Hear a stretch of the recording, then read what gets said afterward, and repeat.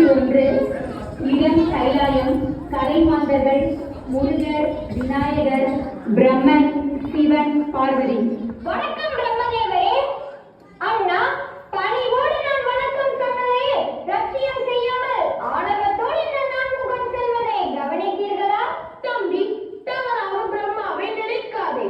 அவர் ஏதாவது நீண்ட சிந்தனையில் சென்றிருப்பார். படைக்கும் தொழிலை மேற்கொண்டுள்ள நான்முகன் தன்னை மறந்து இப்படி சிந்தனையில் ஈடுபட்டு இருந்தால் இவரது சித்தியில் மனிதன் மிருகமாகவும் மிருகம் மனிதனாகவும் மாறிவிடுமே. முருகா, நாமும் சிறு பிள்ளைகள், அவர்களும் பெரியவர்கள்.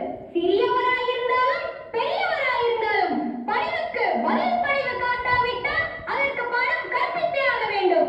வேண்டாம் வேண்டாம், விளையாட்டு விபரீதமாகிவிடும். அப்படி ஒன்றும் ஆகாது. நீங்கள் இங்கிருந்து சற்று வேடிக்கை பாருங்களேன். மாட்டேன், நான் வருகிறேன். பிரம்மதேவரே. என்ன முருகா, திசைக்கு ஒன்றாக 4 முகங்கள் இருந்தும் கூட நான் பணிந்தது உங்களுக்கு தெரியவில்லை அல்லவா? குமரா, நான் கவனிக்கவில்லை. ஓஹோ, கவனிக்கவில்லையா? கவனம் இங்கே இல்லையா? சரி, உமக்கு தொழில் என்ன? என்ன இது? புரியாதவன் போல புதிதாக கேட்கிறாயே. கேட்ட கேள்விக்கு பதில். என்ன உமது தொழில்? படைக்கும் தொழில். எதை அடிப்படையாக கொண்டு படைக்கும் தொழிலை செய்கிறீர்? வேதத்தை மையமாக கொண்டு அவரவர் செய்த பாவ புண்ணியங்களுக்கு ஏற்றவாறு ஜீவராசிகளை படைக்கிறேன். அந்த வேதத்திற்கு விளக்கம் என்ன? ஓம் என்ற சொல்லிலிருந்து உதயமாவது வேதம். அந்த ஓம் என்பதற்கு என்ன பொருள்? அதுதான் பிரணவம். பிரணவத்தை பிரித்து சொல்லும் அகார உகார வகாரங்களின் சேர்க்கை. அதாவது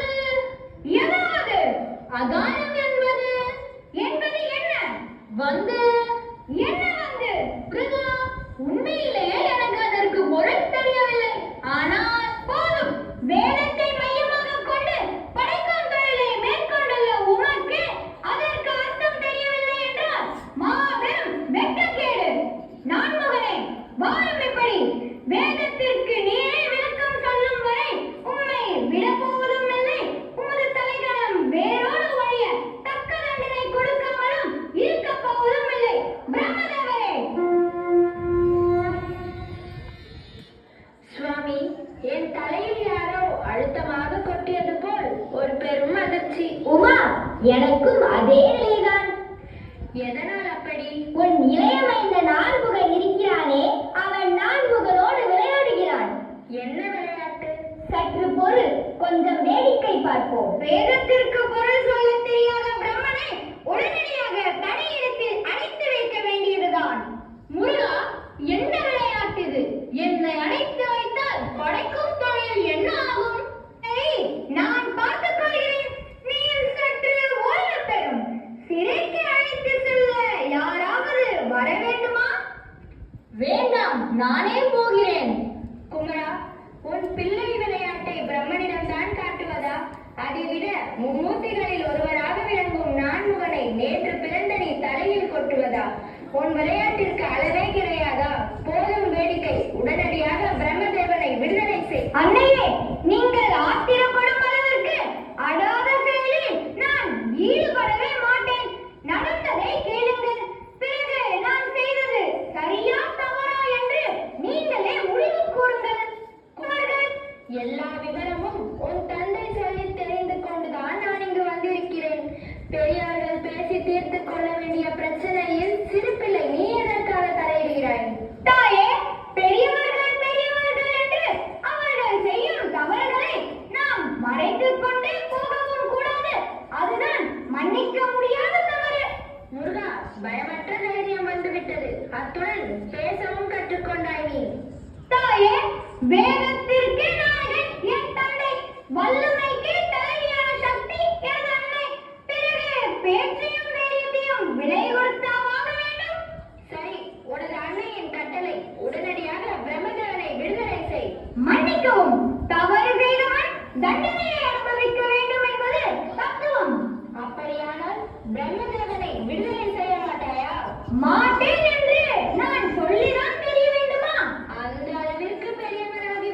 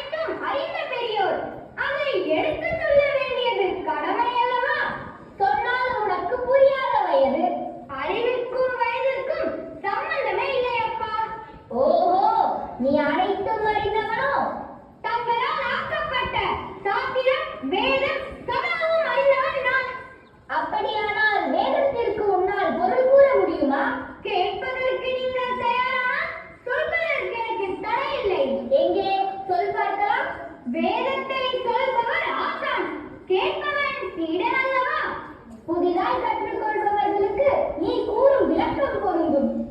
கற்ற என்றாலும் கற்றென்றதை மீண்டும் பிறரிடம் கேட்க பிரியப்பட்டாலும் எப்படி பார்த்தாலும் வேதத்தை கேட்பவன் சீடன், சொல்பவன் ஆசான்.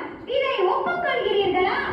சரி, ஒப்புக்கொள்கிறேன். இல்லையானால் நீங்கள் கை தட்டி வாய்ப்புத்தி சீடனாக மண்டியிருங்கள். நான் ஆசானாக அமர்ந்து அதை உபதேசிக்கிறேன்.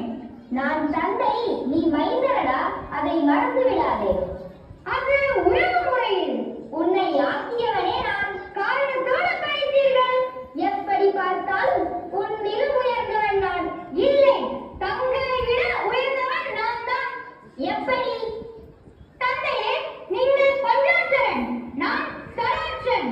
சிவாய நம என்று உங்களுக்கு 5 எழுத்து, சரவண பவ என்று எனக்கு 6 எழுத்து. போதுமா? இன்னும் விளக்கம் தேவையா? கொள்ளாத பிள்ளை நீ. சரி, வேதத்தை சொல்லு. சீடனே, அமரு.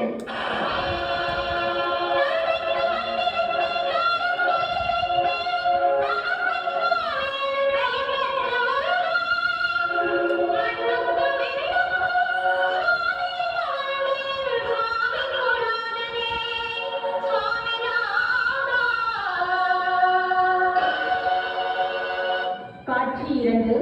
இடம் கைலாயம். கதை மாந்தர்கள் சிவன், பார்வதி, முருகர், வீரபாகு. சுவாமி, காலம் கடந்து கொண்டே இருக்கிறது.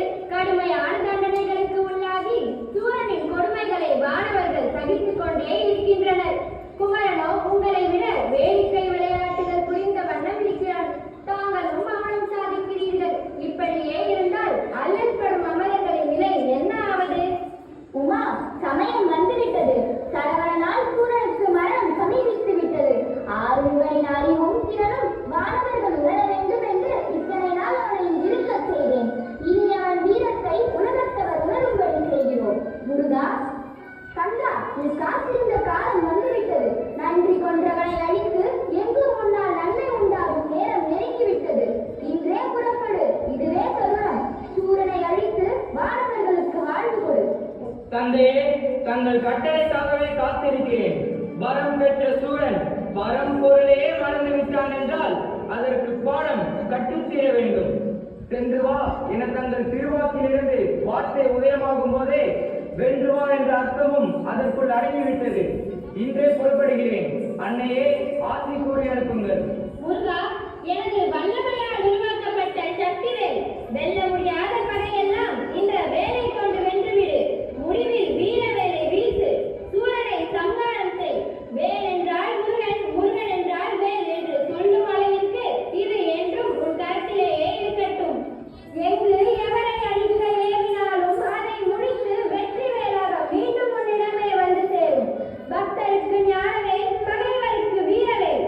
இதோ பெற்றுக்கொள். வேலவா, வேலோடு செல்லும் உன்னுடன் ஒரு மாபெரும் வீரனையும் துணையாக அனுப்புகிறேன். வீரபாபு, நீயும் உன் சகோதரர்களும் பூத படைகளுக்கு தலைமை தாங்கி முருகனுக்கு துணை புரியுங்கள். வெற்றி வேலனுக்கு துணை வீரபாபு என்ற தத்துவத்தை மறக்காமல் வெற்றி வெற்றி என்று சென்ற இடமெல்லாம் சிறப்படையுங்கள்.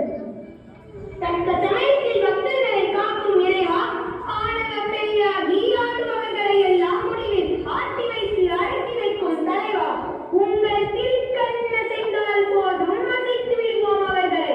செய் என்று ஒரு வார்த்தை உங்கள் திருவாக்கிலிருந்து வந்தால் போதும் பொய்யர்களை அழித்து மெய்யுணர்வை நிலைபெற செய்கிறோம். ஆசி கூறி அனுப்புங்கள். வெற்றியோடு திரும்புங்கள். எமது பூரண நல்லாசிகள். வீரபாகு, அமரர்களை இன்னல் செய்து கொடுமைப்படுத்தும் அசுர குலத்தவருக்கு அம்மையப்பனின் கட்டளைப்படி சரியான புத்தி புகட்ட வேண்டும். மனிதர்களுக்கு சரியான பாடம் கற்பித்து அவர்களின் ஆணவத்தையே அடியோடு அழிக்க வேண்டும். அது மட்டுமல்ல, சூரன் முதல் அசுர குலத்தின் கடைசி குடிமகன் வரை வேரோடு அழித்து இனி வானவருக்கு எதிராக ஒரு வஞ்சகரும் தோன்றாமல் செய்துவிட வேண்டும். நமது தந்தை ஈசனிடமே பலன்களை பெற்று வாழ்ந்து வந்ததை மறந்து நன்றியை கொண்டு நம்மையே எதிர்க்க துணிந்து விட்டான் அந்த சூரன். அவனை சித்திரவதை செய்து அவன் சடலம்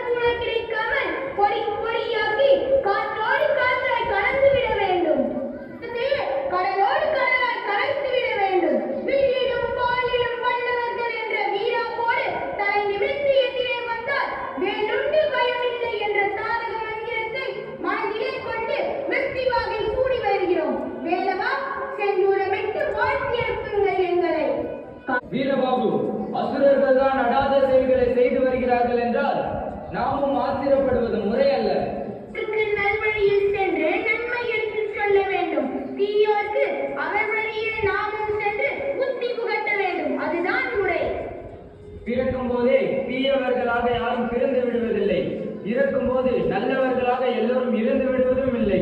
அதைவிட தவறான பாதையில் செல்பவனை பின்பற்றினால் அவனிடம் நாம் தாழ்ந்தவனாகி விடுகின்றோம். வழியோடு செல்ல வேண்டும் என்று சொல்லும் தாங்கள் அசுரர்களின் சிறையிலே அடைப்பட்டு இன்னல்களை அனுபவித்துக் கொண்டிருக்கும் வானவர்களின் நிலையும் சற்று சிந்தித்து பார்க்க வேண்டும். அந்த இன்பத்தை வானவர்கள் அனுபவிக்க வேண்டும் என்றால் அவர்களை அடியில் படுத்துவோரை அழித்தே தீர வேண்டும். அழிப்பதற்கு முன் தீயவனை திருந்து விட்டான் என்றால் அவனாவது திருந்துவதாவது. வீரபாபு, சூரன் இன்று தீயவனாக இருக்கலாம். ஆனால் அன்று ஈசனிடம் மிகுந்த பற்றுதல் உள்ளவனாக இருந்திருக்கிறான். தன் சக்தியை தவிர வேறு எந்த சக்தியாகவும் உனக்கு மரணமில்லை என்று நமது தந்தையாரே அவனுக்கு வரம் கொடுத்திருக்கிறார் என்றால் அவனது பக்தியை என்னவென்று பாராட்டுவது? அப்படிப்பட்ட சிவபக்தனை அழிப்பதை விட நல்லவனாகி வாழ வைப்பது ஆழத் சிறந்ததல்லவா? அவன் விதியையே நிர்ணயித்த வேதநாயகன் இனி அவன் திருந்தவே மாட்டான் என்று முடிவில் கட்டித்தானே தங்களையும் படைத்து தங்களுக்கு துணையாக எங்களையும் படைத்து அவனை அழிக்க அன்னையார் கையில் வேலையும் கொடுத்து அனுப்பியிருக்கிறார்கள். சூரனை அழித்து வானவரை காக்க வேண்டும். அதற்கு வல்லமை தந்திரி வாழநிலை பராசக்தி வாழி என்றே துதித்து வென்று விடுவோம் பகையை. வேலவா, விடை கொடுங்கள். வீரபாபு, போருக்கு செல்வதற்கு முன் நான் உனக்கு ஒரு கட்டளை இடுகிறேன். அதன்படி நடக்கிறாயா? விடுங்கள். நான் மட்டும் தனியே சென்று விலங்கிட்டு சூரனை மட்டும் இங்கு கொண்டு வந்து நிறுத்தவா? வேண்டாம். ஒரு முறை சூரனிடம் நீ தூது சென்று வா. தூதா? மேன்மையான போருக்கல்லவா தூது? வீரபாபு, சொன்னதை செய். ஆத்திரப்படாமல், அமைதிக்கு பங்கம் வராமல் தூதுவனுக்கு உண்டான இலக்கணப்படி நண்பரை விடுதலை செய்து வஞ்சக செயலுக்கெல்லாம் மன்னிப்பு கோரினால் வாழலாம், இல்லை களத்தில் சந்திக்கலாம் என்று சொல்.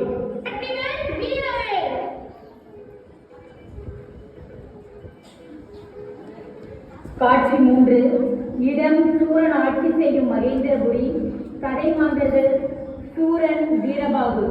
எம்மை வெல்லும் அளவு அந்த குமரனுக்கு வல்லமை எங்கிருந்து வந்தது? எவர் கொடுத்த சக்தி அது? எப்படிப்பட்டவன் அவன்? யாரா இருக்கலாம்? அவரையா யார் என்று கேட்கிறாய்?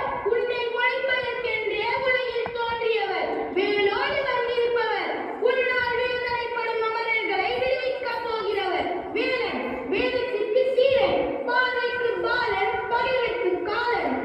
எத்தனை பேர்கள் அவனுக்கு? கண்ணன் என்பார், கடம்பன் என்பார், கார்த்திகேயன் என்பார், குகன் என்பார், ஆறுமுகன் என்பார், சண்முகன் என்பார். உன்னையும் அழைத்த பிறகு சூரனையும் வளைத்த சூரன் என்பார். போதும், நிறுத்து. வார்த்தையிலே அழகு கூட்டி வர்ணனையிலே ஞானம் காட்டி சொல்லலகாரத்துடன் என்னை பேட்டி காண வந்திருப்பவனே யார் நீ? பல்லுக்கும் பொருளுக்கும் முத்தாயுக்கும் தமிழின் இனிமைக்கும் ஆயக்கலை 64க்கும் 6 சாஸ்திரத்திற்கும் 4 வேதத்திற்கும் உண்மை தொழமைக்கும் பின்னை புதுமைக்கும் தலைவன் அவன். அவனே வேலவன். அவன் அனுப்பிய தூதுவன் வீரபாபு தேவன். ஓ, வேலவன் அனுப்பிய தூதுவனோ?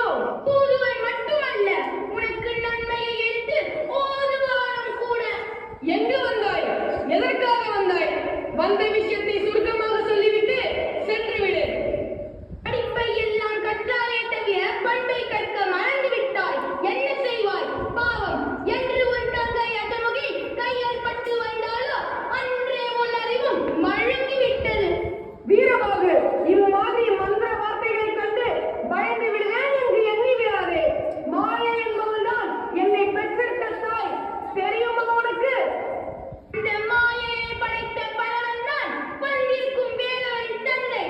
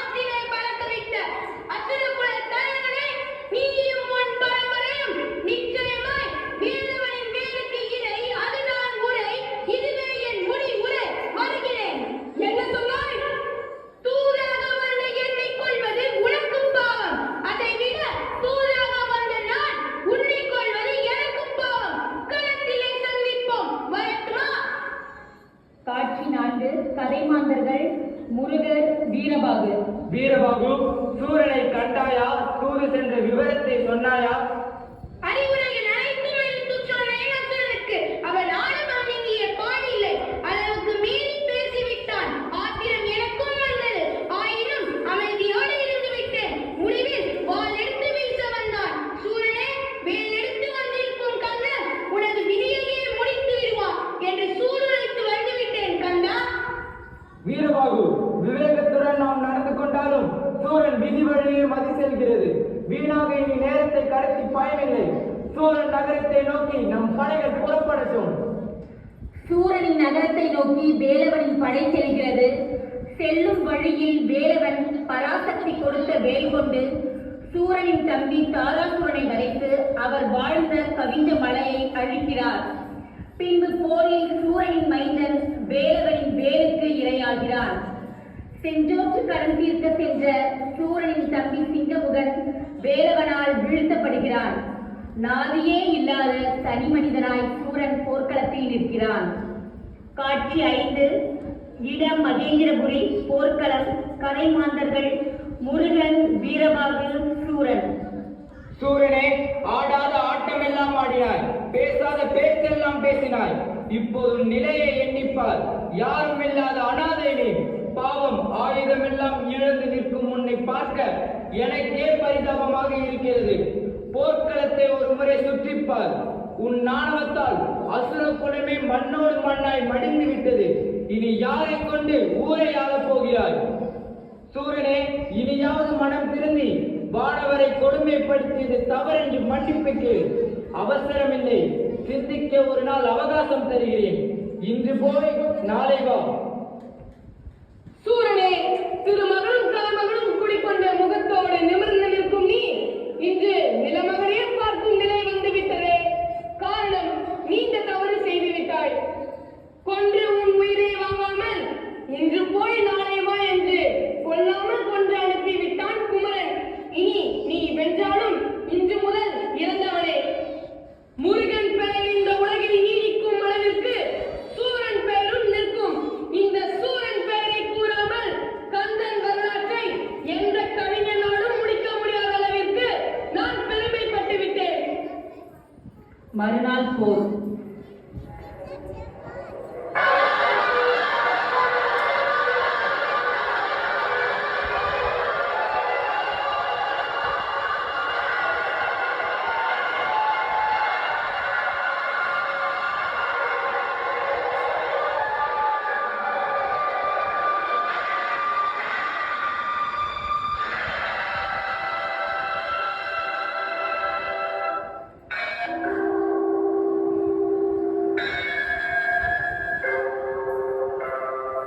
வீரபாகு, நெற்றியிலே செந்துரமிட்டு நாம் அனைவரும் சூரியனை வதைத்த நினைவு சின்னமாக இன்று முதல் இந்த இடம் திருச்செந்தூர் என்ற பெயரில் பெரும் சேத்திரமாக விளங்கட்டும். இந்த இடம் நாடி வருபவர் எல்லாம் நிறைவோடு செல்லட்டும்.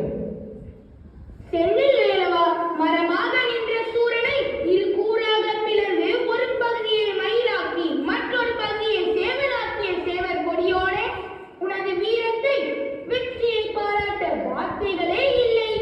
மிக்க மகிழ்ச்சி. நீ இப்போதே சென்று சிறையில் அடைப்பட்டிருக்கும் வானவரை விடுதலை செய்து மீண்டும் அமர உலகத்தை இந்திரனுக்கே முடிசூட்டி விட்டு வா. அப்படியே ஆகட்டும் கந்தா. பெருமான் சூரனை வதைத்து அசுரர்களை அழித்து அமர வாழ்வை மீட்டு தந்ததால் திருக்குமரனுக்கும் தெய்வ யானைக்கும் திருப்பரங்குன்றத்தில் மணமுடித்து வைக்கின்றனர். காட்சி 6. இடம் திருப்பரங்குன்றம். கதை மாந்தர்கள் அனைவரும்.